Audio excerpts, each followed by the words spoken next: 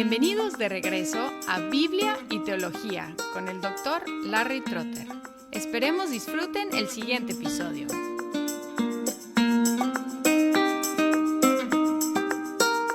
El libro del Éxodo empieza con una vav consecutiva, una letra en hebreo que es como nuestra palabra i, indicando continuidad con Génesis. Al mismo tiempo, hubo un lapso de tiempo desde la conclusión de Génesis porque el pueblo había crecido considerablemente.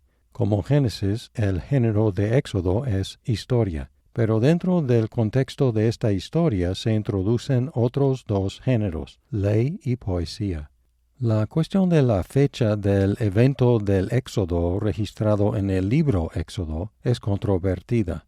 Primero de Reyes 6.1 fecha el Éxodo 480 años antes del cuarto año del rey Salomón, el cual algunos eruditos han fechado en 967 a.C.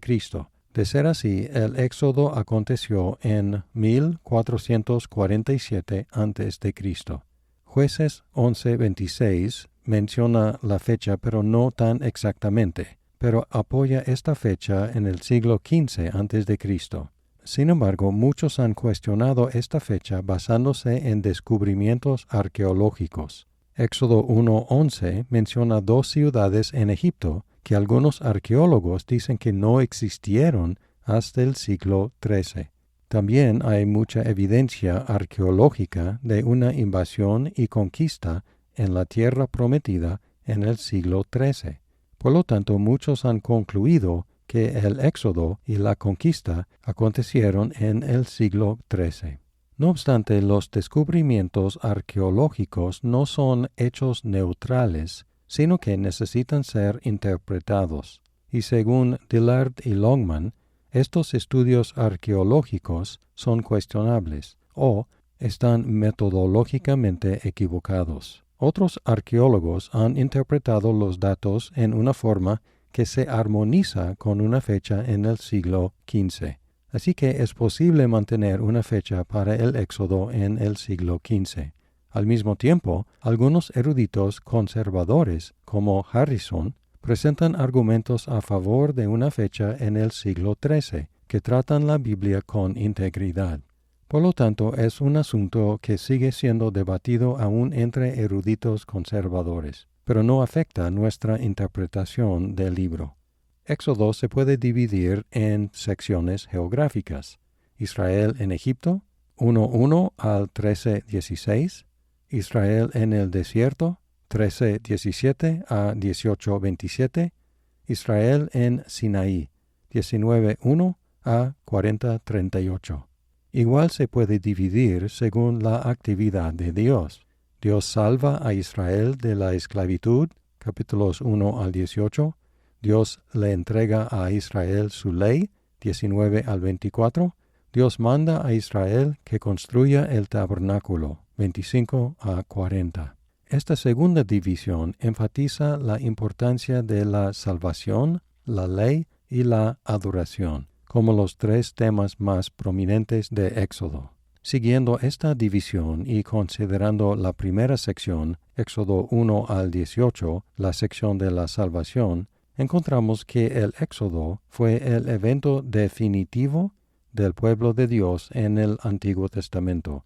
Es decir, que el Éxodo dio definición a la identidad de Israel como el pueblo salvado por Dios de la esclavitud. La otra cara de la moneda es que la salvación de Israel significó juicio para los egipcios, y durante las 10 plagas se aumentó la severidad. También se aumentó la diferencia que Dios hizo entre los egipcios y los israelitas. En la última parte de esta sección, Israel entró en el desierto, donde se quedó durante el resto del Pentateuco. Un tema que se repitió a través del tiempo en el desierto fue la murmuración de los israelitas, a pesar de haber sido sostenidos por el Señor. El Éxodo formó el paradigma de salvación, y en algunos profetas, la restauración después del exilio en Babilonia se presenta como un nuevo éxodo. Pueden ver Isaías 43, los versículos 14 al 21, u Oseas 2, 14 al 16. En Oseas leemos: «Pero he aquí que yo la atraeré y la llevaré al desierto, y hablaré a su corazón, y le daré sus viñas desde ahí, y el valle de Acor por puerta de esperanza. Y allí cantará como en los tiempos de su juventud, y como en el día de su subida de la tierra de Egipto». Aquí comparando la restauración con el éxodo.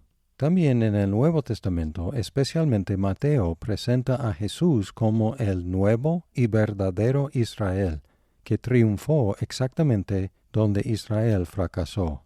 En Mateo 2, Jesús subió desde Egipto. Fue bautizado en el río en Mateo 3.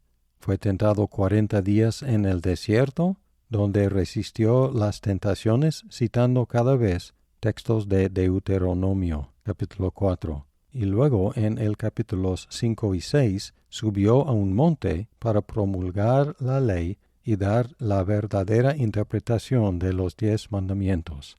Además, Hebreos coloca a los cristianos entre la esclavitud y el descanso. Las peregrinaciones en el desierto forman la imagen de la situación de los cristianos hoy en día. Hemos sido salvados, pero no hemos llegado todavía a nuestro descanso. Por lo tanto, el llamado a seguir adelante fielmente, diferente a lo que hicieron los israelitas. En la segunda sección, Éxodo 19 al 24, Israel pasó 2 años en el monte Sinaí, un período que abarca el resto del libro de Éxodo, todo Levítico y la primera parte de Números. Dios entregó a Moisés, para el pueblo, los 10 mandamientos y otras leyes en lo que se llama el libro del pacto.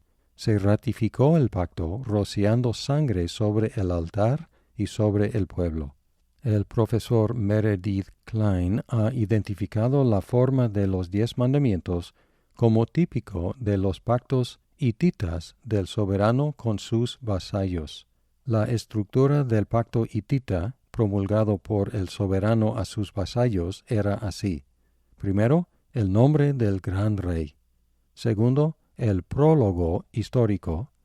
Tercero, las estipulaciones, las leyes, requiriendo lealtad exclusiva y otros requisitos.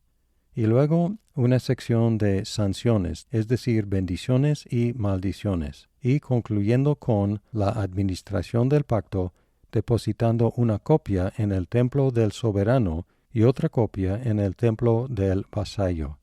Podemos identificar 4 de estos 5 elementos en la entrega de los 10 mandamientos. El nombre del gran rey. Yo soy Jehová tu Dios. Luego el prólogo histórico, que te saqué de la tierra de Egipto, de casa de servidumbre.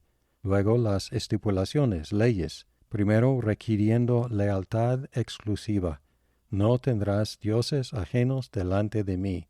Y luego otros requisitos. Después de la entrega, la provisión de 2 tablas de la ley. La única sección que falta es la sección de las bendiciones y maldiciones, pero estas aparecen en otras partes del Pentateuco.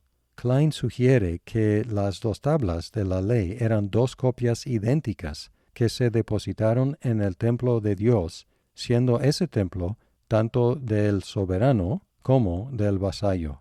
Nada de esto se puede comprobar, pero es interesante contemplar la posibilidad de que Dios haya utilizado un formato conocido para promulgar su pacto con Israel. El relato del prólogo histórico enfatiza que la ley fue entregada después de la salvación de Egipto, indicando que la ley presupone la salvación y no es el medio de salvación. Esta verdad es aún más clara en el Nuevo Testamento.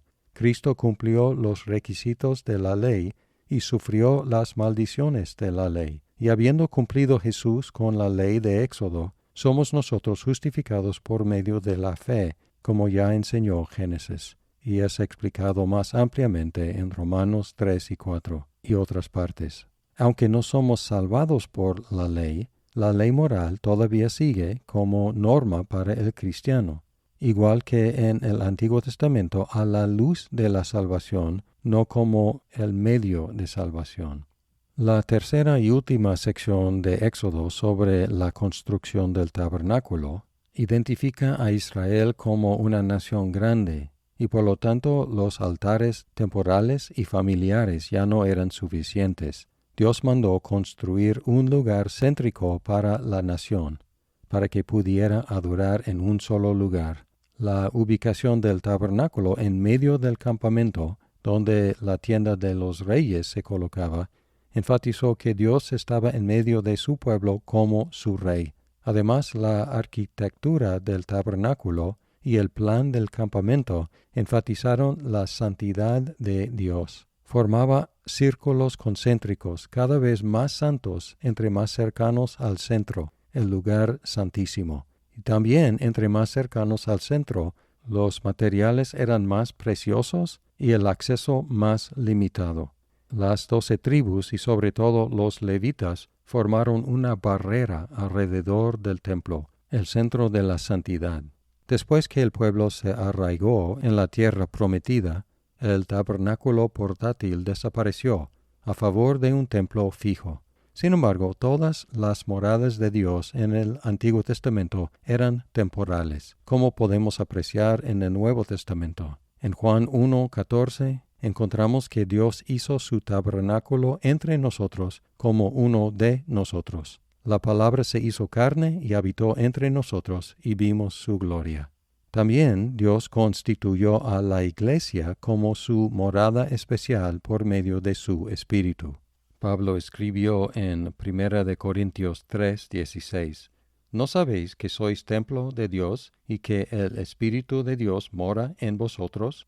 Y luego en la conclusión del Nuevo Testamento, en Apocalipsis 21 y 22, encontramos que Dios va a hacer un tipo de fusión entre el cielo y la tierra en la Nueva Jerusalén, donde Dios mismo será el templo.